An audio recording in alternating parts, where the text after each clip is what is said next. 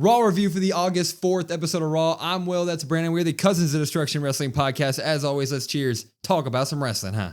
Yeah, on the heels of a wild SummerSlam, unpredictable SummerSlam, crazy SummerSlam.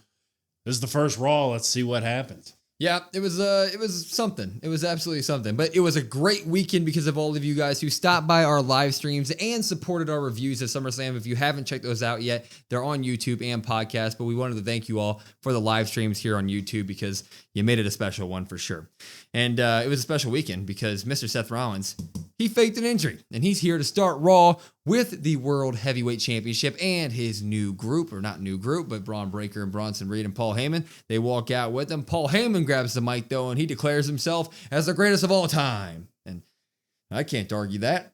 You got yourself you're probably right there, bud. Probably up there. Calls himself the Oracle, and he says he's humbled by the fact that he gets to stand in the ring with the big dog, Braun Breaker, with the tribal thief and his Shula Fala, Mr. Bronson Reed. And Paul Heyman said that, so it's now, canon. And he says normally when he's standing here with a championship, he has to acknowledge Roman Reigns, but he hasn't been champion in over a year and a half. And the other times he was doing it, he had to sit there and talk about the best in the world, CM Punk, but he wasn't champion long enough to put on his own side plates.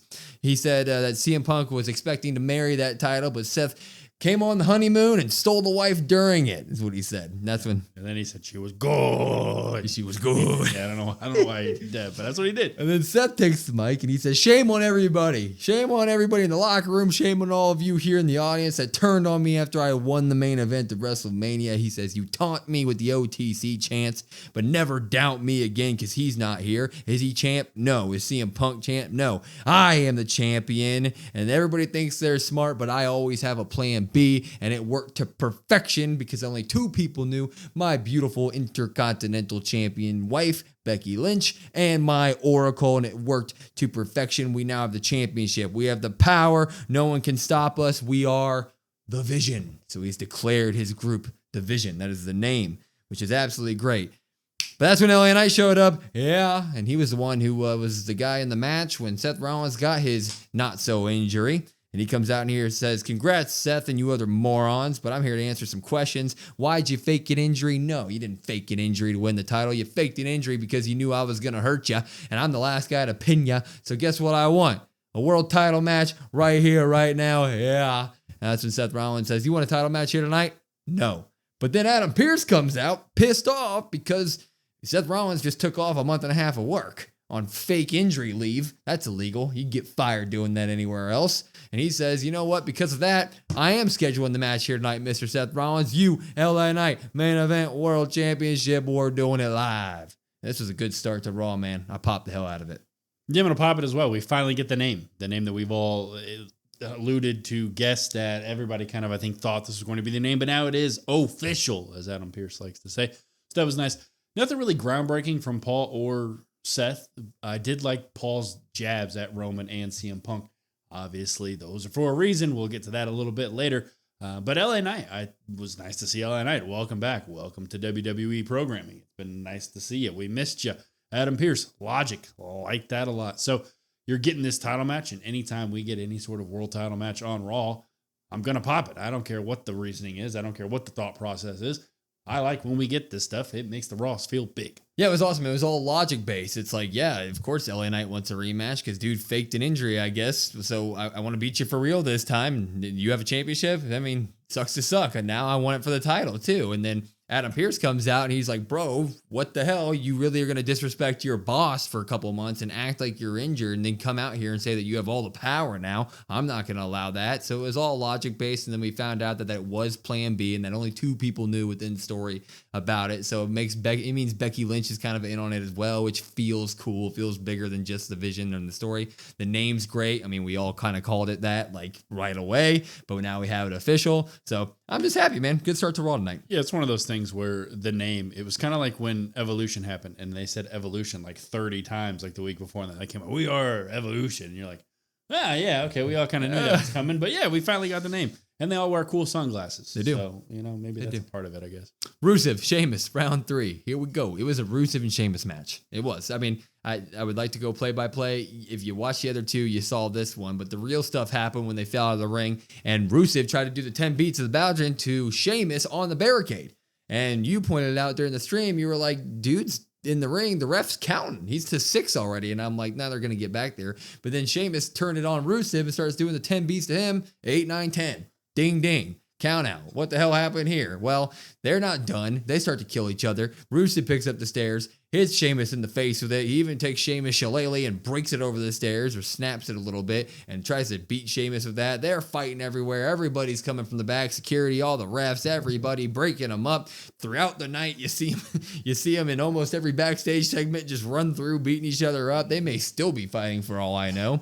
I'm going to give this one a drop, though, just because it is the same Rusev Sheamus stuff. I don't think they've added any layers of story really to any of this or character work for Rusev and that, at all, basically. So I'm kind of just out on Rusev Sheamus. I did like to see the craziness that happened after the match, but it's forgettable to me. I'm dropping it. Yeah, I'm going to drop and pop. I'm going to drop it every reason you said, especially after a action jam-packed SummerSlam weekend, a crazy one. You go to this and then you're like, oh, what was the point of this? This just seemed like a waste of time. But I am going to pop the shenanigans. I am a big shenanigans guy. I do enjoy those. The fighting after the match, I like a good pull apart there, and I like the fighting throughout the night. Yeah, that's about it. I ditto. I want to be able to sit here and say that this really got me to like Rusev more. It just doesn't. You really get nothing from him. He does this eye thing now where he opens his eyes real wide, which is kind of funny to look at. But in terms of being a character, yep, it's normal Rusev and Sheamus. That's all I can say. And there's no even, prime example when Rusev's music hits. You said, "Who's this?" Oh, it's Rusev. Yeah. That's how There's nothing memorable right now about him, which is feels like a real misstep. New Day, they're still in funeral era of mourning the loss of their tag titles, but Kofi or Xavier Woods brought a hat the size of this table. I know you guys can't see the whole table. It's a circular table. It's pretty long, and I'm not hyperbolizing it. That's how big the hat was that Xavier Woods is wearing tonight. Big old hat. Yeah. If Doug Dimmadome's hat, instead of being tall, was wide, that would be the hat. Well, they're still talking to Waller, but they're kind of ignoring him. Waller wants to earn their trust, so they ask him to go get them a title match, and Adam Pearce isn't having it tonight, and he just so happens to be standing next to Penta, and so he's like, Waller, I don't like you asking me this. You get to fight Penta tonight. And Penta goes, shut up, cierro miedo. Hell yeah. And he says, it's official. It's official. Pearce says, and he walks away. Waller versus Penta then happens. And this was actually a great match. The problem was New Day came out on commentary and they were being loud the entire time and they're funny and stuff. But it's like my brain can only focus on one thing. So I was sort of focusing on the New Day stuff. But Waller and Penta are having a great match. They do have some really good chemistry there. Penta ends up getting him with a crazy corner Mexican destroyer that looked insane. But he gets the pin 1, 2, 3. And that's when the New Day get in to do kind of have Waller's back. I don't really know.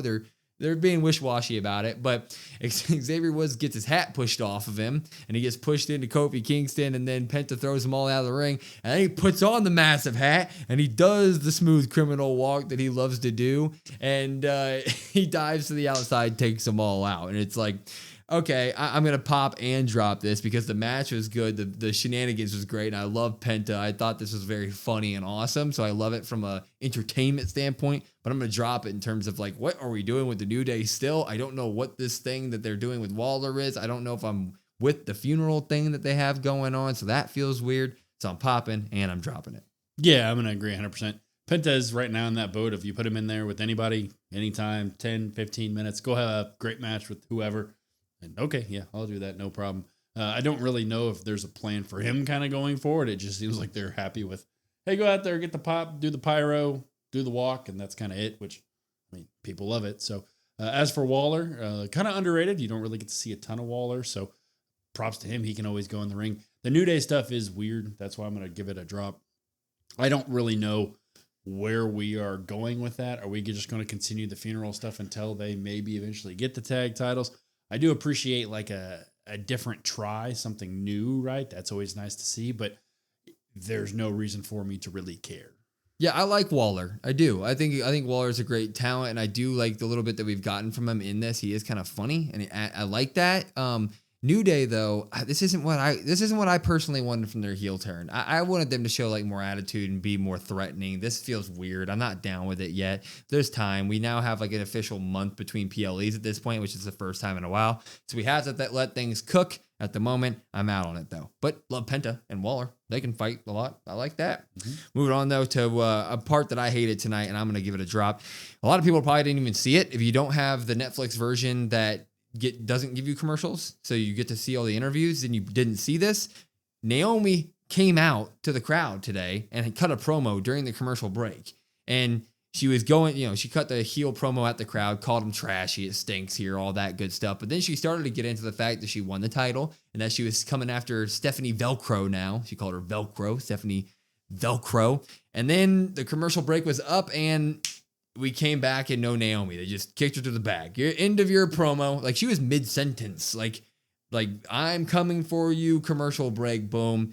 We got a little backstage thing with her and Steph later on in the night, but it was very, very basic and washed down. She just had one of the best matches at SummerSlam. Why can't we just let her walk out and cut a good little promo about it? Stephanie Vaquer is obviously over with the crowd. People want to see that and live, and we get cut off halfway through. Drop the hell out of that, man. Yeah, I'm going to drop it as well. This is when I talked about the Sheamus and the Rusev stuff, like the minutes that were kind of involved in that could have went to, I don't know, your women's world champion that just had a defense. She wins by the heel tactics, which was nice. The storytelling in that match was awesome. You got her a legitimate win over Rhea and Io after the cash in. She's leading into a feud with one of your next big stars. Like that just makes sense. It seems like, why would you not do this? They decided to not do that for whatever reason. It felt like a house show promo where a heel that is a low mid-card guy comes out and cuts some sort of promo on the town, and you get the overwhelming baby face. Let's say a Jey Uso, right, for example, comes out and beats up the heel, and you're like, yeah, we get to celebrate with the baby face now. Just a terrible misstep here. I mean, imagine if she, in front of a live crowd, live audience, not during commercial break, called Stephanie Vaquer Stephanie Velcro. It'd be all over the internet. People would be like, oh my God, that's hilarious that she just called her Stephanie Velcro. And that would be add to Naomi's crazy character and her crazy heel turn and the great work that she's doing. But instead, you're going to have a bunch of the American audience at the very least not see it at all. And then the people who did see it, it was like, now she's gone. What the hell's happening? And then we get some like rip-off interview version in the back where they basically just acknowledge the fact that they're going to fight later on. And it just feels like this is your world champion who just beat Rhea Ripley and Io Sky at SummerSlam. Let's do some bigger stuff with her, okay? How about that? Yeah, and the whole thing just doesn't make any sense. But it's also like I don't even know if the Byron one later on was planned. Like it seems like, well, did you just do that to make up for the fact you didn't do that? I don't. You should have given her the promo that Seth got tonight with the time. Like I understand that is Seth Rollins, that's your men's world champion.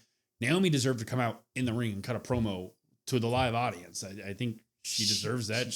Anybody else would have gotten that. So I don't know why Naomi didn't. She just beat Io Sky and Rhea Ripley. That's a big moment. We'll move on though, because this good things happen here. Charlotte Flair and Alexa Bliss, your new tag champions. They come out. They're still not calling each other the F word, as they put it, friends. They don't like to call each other that. And they're standing in the middle of the ring, and Charlotte takes the mic first, and she says, "We are the tag champs," and she takes the belt off of Alexa's shoulder and holds it up in the air, Alexa's title, and then Alexa takes the mic and she says something along the lines of "we're champs now," but takes the belt around Charlotte's waist and holds it up. So they're back and forth there, and Charlotte almost slips up and says "friends," and Alexa's like, "Come on, say it," and Charlotte says, "No, but you're a pain in my A," so they're just playing into this corny back and forth, which I think is hilarious. I laugh at all of it, man. It's great, and then Charlotte starts to count their titles together of why they're going to be an unstoppable tag team because they have so many titles. She calls it Flair math, but she couldn't get it done because she was having trouble counting how many titles she had personally. And that's when Roxanne Perez and Raquel Rodriguez come out and they basically say that you guys are never going to be friends. Nobody cares. And we want our title match.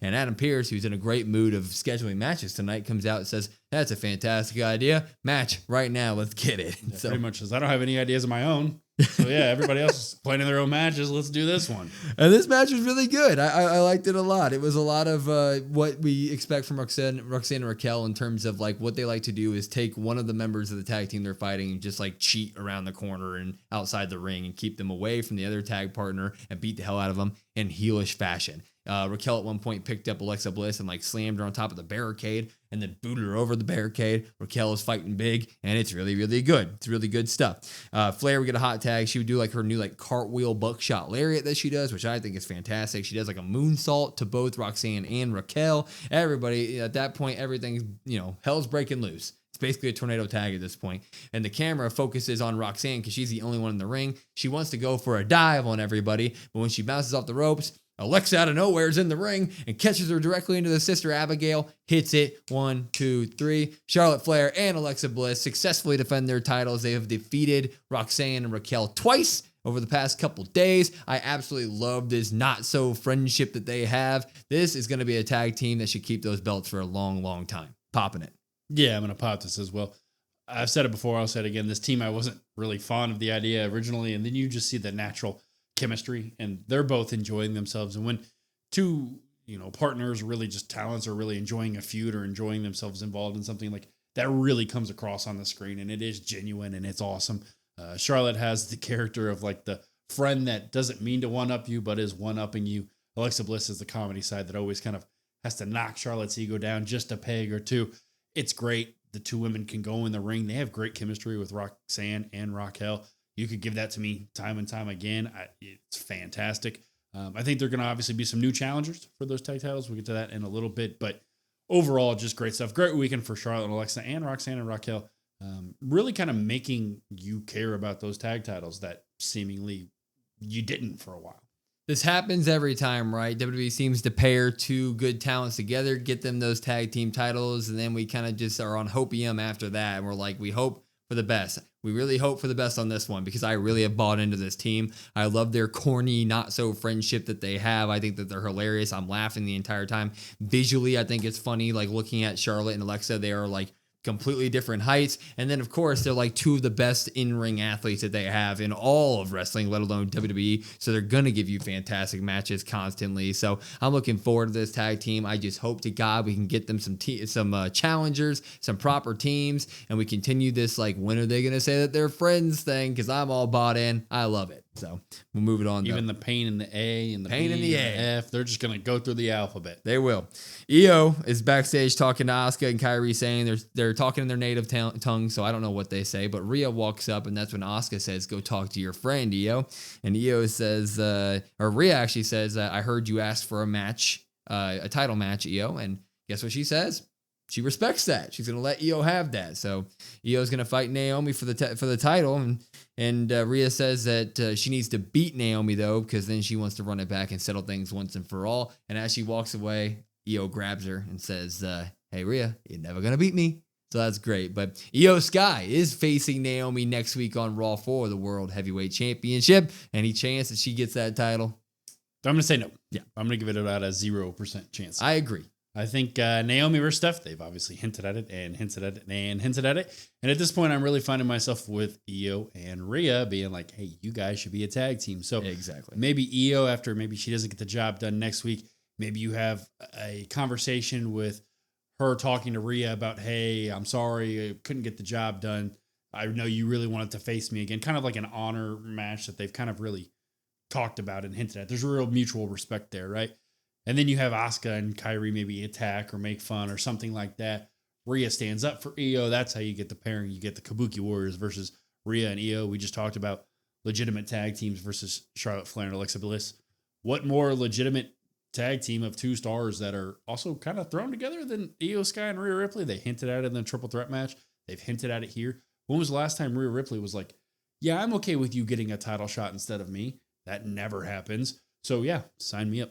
Rhea and Io as a tag team would absolutely cook right now. It would be kind of the same storyline with Charlotte and Alexa in terms of them like being friends that aren't actually friends, but they are friends, right? We all believe it. And I think it'd be a change of pace because Io Sky and Rhea Ripley have their people that don't like the idea of them always clouding the title scene, the main title scene, which we're kind of in that boat when it comes to Rhea, definitely, right? So it'd be a nice change of pace to see her outside of the title scene, and she'd still be in a title scene, so it'd be meaningful stuff. It would just be the tag title scene, which would also help build those tag titles even more and would establish another big-time threat against new Charlotte and Alexa, which would be great. So we have a good feud there for the tag titles. That sounds great. But Rhea Ripley, Io Sky as a tag team, I think that would be a journey that all of us would love to go on. So I think that that's what they should do with it after Io loses to Naomi. Mm-hmm. So. Yeah, I mean, that stuff right there. And then that's a perfect opportunity. Let's say Charlotte and Alexa get the win there. It's a perfect chance for them to say they're friends. Yep, that's true. Good point. We would move on, though. This got sad. Bayley and Lyra. Bayley's looking for Lyra, but Lyra finds Bayley, and they yell at each other for a moment, but not like a fighting way, like in a explain way. When Lyra just says, look, I need to get out of this. For now on, we're not friends. We're not enemies. We just need to get away from each other's lives. And she walks away. So Lyra breaks up with Becky. Hurts the heart to see. Lying Lyra. Becky was, or Bayley, names right. Bayley was just trying to be a good friend. By punching her in the face with some chain? Accidentally. Things happen, huh? Breaking her jaw happens. Dom, he's backstage earlier in the night, and he runs into Dragon Lee. Obviously, we're doing the Triple Mania build up a little bit here, but it ends up happening that we get Dom and Dragon Lee in a match, and Dragon Lee and Dom, they do what they do. They're high-flying craziness. Dragon Lee, like, suicide dives him, like, a minute into the match, not even, like 30 seconds into the match. Dom gets him with a DDT onto the apron. Dragon Lee was doing sit-down power bombs on the man. I mean, Triple Mania is going to be damn good with these people. But then crazy stuff happens here. El Grande comes out. Of course he does. But he gets on the apron. And then El Pequeño Americano comes out. And he gets on the apron, and all hell's breaking loose. And then a third Grande Americano pops out and gets on the apron. And while this is happening, the ref doesn't see it. Dom slips out of his boot just like he did at SummerSlam. And the ref's dealing with all these Grande Americanos. Dom smacks Dragon Lee over the back of the head with his boot. Gets the win over Dragon Lee. AJ earlier in the night also said he still wants to be coming for the IC title. So he comes out here and he tries to hit Dom with his own boot, but Dom ducks it. But then AJ throws the boot at Dom. Craziness is ensuing here. But we now have 3 El Grande Americanos on Raw. El Grande, El Pequeño, and a new member that I'm guessing maybe Tyler Bate, because it's Pete Dunne was rumored to be the other one. I don't really know, but we're going crazy on Raw with our El Grande Americanos, and I'm popping the hell out of it. Yeah, I'm going to pop it. The match was fun. The match was nice. Like you said, hinting at the AAA match with them, El Grande, and Vikingo, which is going to be fantastic. That match is going to be great. I think it's on the 16th. Match was great. Dom's getting a lot of cheers. Now Dom's really over, which is what you love to see. And he gets the win here by another cheating tactic with the boot. He also grabs the rope just for extra security. So the people are loving Dom. How could you not love Dom? Then you have El Grande Americano, I guess Pequeño Americano, and Venti Americano. I don't know. You should go down the Starbucks list, I guess, of, I don't know what the drink sizes are. But like you said, yeah, probably Pete Dunne, probably Tyler Bate. Who really knows what this leads to for that? I mean, Michael Cole was laughing because Michael Cole's like, this is ridiculous. And he's right. But I had a lot of fun. Yeah, I'm 100% bought in on this. People love it or they hate it online. I'm in the boat of just leaning fully into it. I'm like, give me 15 Grande Americanos so that we can one day have a battle royale to decide who the real El Grande Americano is. I think that'd be fantastic. I understand that you have talents that people like and want to see in serious roles that are now being put into the El Grande Americano luchador thing. But, you know, they're getting TV time and it's entertaining as all hell. Dom looks great. Triple Mania is going to be great. I think the El Grande stuff is great. So it's a win-win-win in my book, man. Yeah, maybe it leads to like a battle royal. A battle royale. Mm-hmm. Yeah, of El Grandes. Mm-hmm. And then maybe the rumored original El Grande Americano, I guess he comes back. Maybe, who knows? I mean, endless possibilities. Were you telling me the original didn't gain 1.5 feet of height? And if he did, I would like to see how. Yeah. Sami Zayn's here after his match against Cross, and he says that Cross wanted him to use the pipe, Scarlett wanted him to use the pipe, and even he wanted to use the pipe there for a moment, but that's not him. So he didn't do it. That's when Sheamus and Rusev are still fighting. Rusev ends up catching Sami, I think, with an elbow or something, but we get Sami Zayn versus Rusev next week. So it looks like the end of Cross is kind of here. I mean, what a terrible. Well, hold on. Oh, no. I don't know. Do we want to go into that? We might have 50 hours. I'm keeping this short. Terrible promo. Yeah. Didn't need it. This time could have gone to Naomi. What a terrible way to set up the match, too. You know how many times people get bumped backstage? They were also never been like, oh yeah. They were also in like a wide open parking garage. Like you don't see it. Do you not have peripheral vision, Sammy? I don't know. Whatever. Becky Lynch is here. Becky Lynch is here after winning the keeping her Intercontinental title at SummerSlam, and she says, ding dong, Lyra's gone. Lyra will never get another opportunity. But who will step up to the GOAT? No, I'm not calling myself that. Sports Illustrated called me that, so I am the GOAT. But not tonight. No one can step up tonight because she's physically okay. But, she's a little rough. A rough match. That's when Nikki Bella's music hits. She comes out and she says, you are so right, Becky. You are one of the GOATs. And I knew when I left that I could leave this era of women's wrestling to people like you because you could build it up. But you've been just a disappointment because all you do is find ways to build yourself up and build yourself up and build yourself up. And then you stab all the people who got you there right in the back. And Becky then kind of gets offended by that, obviously, as one would. And she is kind of like, Nikki, why'd you even come back? Normally you are here because of the presence that you have in other medias, but we cut you out of Happy Gilmore and all my scenes got to stay because I have a bigger reach than you ever could. And Nikki gets in her face and says, oh yeah, just keep talking all your lies because all you do is lie, just like your husband and his injury, except with you, no one believes the BS that you say. And when she brought up Seth, that's when Becky cut the lines of the night here because she said, do not ever bring up me and my hot husband because we are the greatest couple in wrestling history, which you would have been if you and your husband, you can no longer see him. And when she said that and she did the John Cena reference, that crowd went ecstatic. I mean, like one of those classic big burns in like a room full of people and everybody's like, oh my God. She nailed her with that one. Man. And Nikki didn't back down though. She didn't, shy down from it. She got right in Becky's face, full of attitude. And she says, you say this is your era. It ain't your era. And in my era, you were too scared to fight me. And if you want to prove that this is your era, then how about we go one-on-one for the Intercontinental Championship? And Becky said, you want to fight? Well, I'll tell you why we can't fight. Bow! And gives her a left hook right in the face, right in the mouth. And she drops out. She drops out of the ring. Pow! Right in the kisser. And she backs away. And Becky Lynch goes away. So it looks like Becky Lynch's next challenger for the IC title is Nikki Bella, and they cut a great promo to start this feud. I'm already bought in, man. I thought it was great, popping it. This might have been my favorite stuff of the night. I thought this stuff was really good. We talked a little bit about pre-SummerSlam. Like if Becky retains at SummerSlam, who's next? You throw out names. You're like, okay, well, Nikki Bella. Well, yeah, sure. Why not? I mean, we saw how great Becky and Lyra was. Why not just do the same thing with Nikki Bella? Nikki Bella doesn't really have anything to do. We know she's in there for the long haul. Was a little bit hesitant. I know Nikki's got a lot of backlash online about like, maybe she's not as good as some of the women's wrestlers in the ring. Maybe she's not as good on the mic. I think the most surprising part here was Nikki Bella held her own, obviously.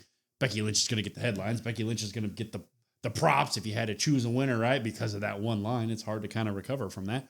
But I thought Nikki Bella pretty much held her own on this one, which was great to see.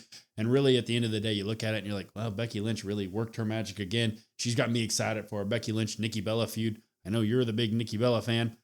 Me, not so much, but I'm excited to see this feud. And honestly, it's the correct choice. This gave me the same exact feeling when Becky and Lyra went on the mic for the first time, where it felt like Becky was pushing the buttons and testing, and we got to see that Lyra could step up to the plate. I felt the same way about that tonight with Nikki Bella. We know Nikki Bella. She has a historic past. She's already a Hall of Famer, but it's like this is a new era of wrestling, especially in the women's division, man. They have attitude now. It's completely different. And Nikki did not back down, especially when she got the biggest cut of the night, right? When Becky dropped the John Cena line. That would have been easy to kind of get shy and get timid. Nikki got right back in her face. We get the cheap shot from Becky. Those are two big-time players in women's wrestling history now, and they're now fighting over a built-up Intercontinental Championship title. So I am ecstatic about it. I can't wait, being a big Nikki fan. So Becky versus Nikki, I'm 100% in on it. We would, but Becky wasn't done because she went backstage and Natalya got in her face. Longtime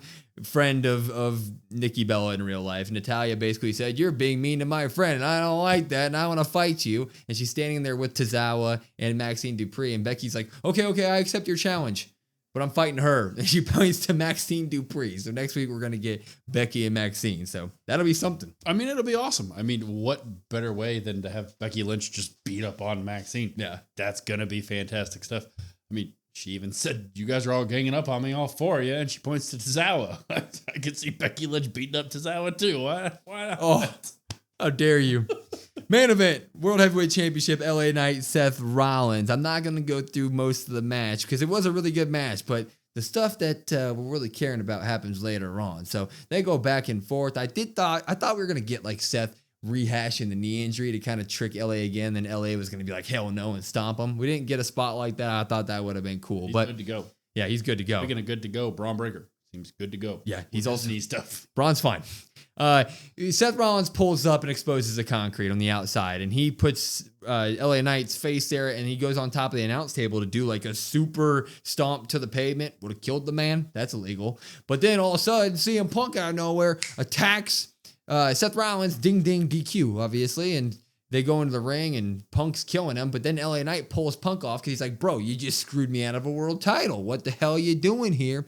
So everybody starts fighting now. And then we spill the outside when you do see a wild Braun Breaker who, like you just said, his knee's fine, people, because he sprints and dives over Seth Rollins to spear CM Punk. And then out of nowhere, you see the tribal thief Bronson Reed take out LA Knight. They go into the ring. They spear both of them, Punk and LA Knight. Rollins gets the stomps on both of them, and the group, they hold up the championship and things are good. We get the Paul Levesque, the logo, the trademark that we get before the show ends, but then it stays on the screen for like 3 or 4 minutes. And I'm sitting there like, the hell are we doing? Why is this not going away yet? Well, they leave to go out to the set when Roman Reigns music hits, and I was like, that's why. But Roman Reigns comes out, he Superman punches Bronson Reed, he throws Braun Breaker into the steel steps, and Seth Rollins throws his belt down the ring, and he's like, let's get it, let's go. And I'm like, oh, hell yeah. Yeah, everybody's excited. What are we doing Seth's here? not backing down, here we go. Seth ain't backing down. Well, he backed down. Roman got in the ring, Seth put his tail between his legs, and he booked it. But Bronson Reed and Braun Breaker weren't done, so they tried to get the best of Roman Reigns, but he's still getting the best of Bronson Reed. And that's when Seth Rollins comes over, stomps Roman Reigns in the face, and then they hold him in the face, and they hold him up. They let Braun Breaker spear the man, and then Bronson Reed does 1, 2, 3 tsunamis to Roman Reigns. Raw ends with Seth Rollins and his new group, The Vision, or the name The Vision, standing tall over CM Punk, LA Knight, and Roman Reigns. Popping it. Yeah, I feel like you have to pop this, and people might say, this is the same Raw we've gotten for the past 2 months. How is this any different? It's different because of who they took out. It's different because Seth Rollins is now your world champ. It feels different. It is different. That impending doom isn't just talked about anymore. It's real. It's here. There's a doom on Raw. Thought this was fantastic stuff.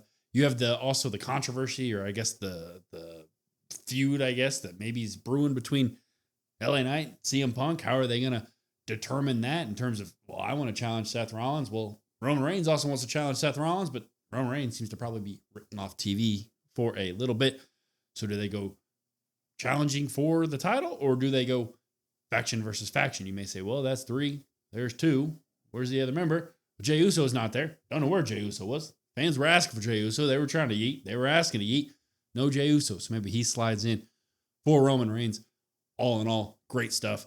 You have the Punk and Rollins stuff. You got the Heyman stuff. You got the Roman stuff. You also have LA Knight, who people have been clamoring for. Like, all around, just a good, great ending. Yeah, I'm with you. We have seen this ending many times, but it's different. It hits a little bit different now because you do have the new name. So like Michael Cole and them are like The Vision or standing tall and stuff like that. So that has more quote unquote aura to it. And like Seth Rollins now has a championship. So it feels like they're not only the impending doom, they are the doom of Raw. They're the champs now. And then you're standing over the three of the biggest guys in all of wrestling.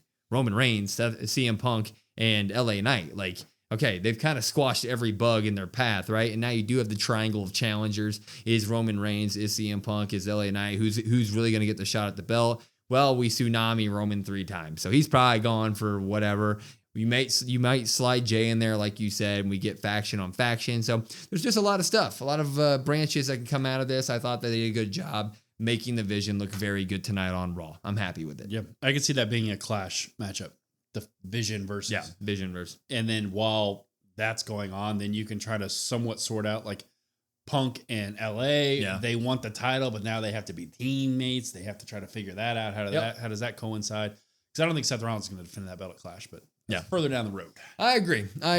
Anyway, thank you guys so much. We gave this 13 pops and 6 drops. Wasn't that great of a Raw, but we're overly positive because we had a fantastic weekend with all of you guys on our streams. Thank you guys so much for supporting the SmackDown, SummerSlam, and Raw streams. Easily the best weekend we've ever had on stream. Thank you so freaking much. And if you want to check those streams out, we're on youtube.com/@CODWrestlePod every Raw, SmackDown, and PLE. They're phenomenal shows with phenomenal people. I encourage you to join it. And then for everything else, @COD WrestlePod, COD WrestlePod, on all your podcasting devices and on YouTube. We have a link to in our bio to take you everywhere. We have TikTok as well, where you can see our live reactions to some of the things that happen at SummerSlam. So check that out. But I'm Will. That's Brandon. We're the Cousins of Destruction Wrestling Podcast. We will see you next time.